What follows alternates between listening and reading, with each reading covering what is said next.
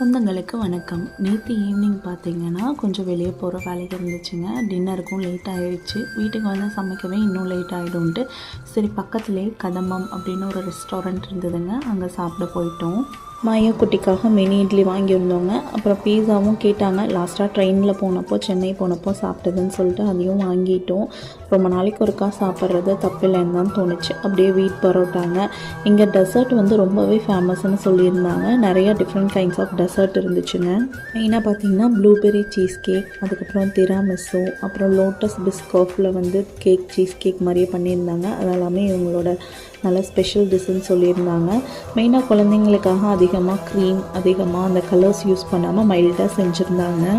ஐஸ்கிரீம்லேயே நிறையா homemade varieties தான் வச்சுருந்தாங்க. பார்க்கும்போதே தெரிஞ்சது அதிகமாக கலர் எதுவுமே யூஸ் பண்ணாமல் தான் இருக்காங்க அப்படின்னு. தாராபுரம் சைடு வந்தீங்கன்னா கண்டிப்பாக இந்த கதம்பம் ரெஸ்டாரண்ட் ட்ரை பண்ணி பாருங்கள். இன்னொரு வீடியோவில் பார்க்கலாங்க.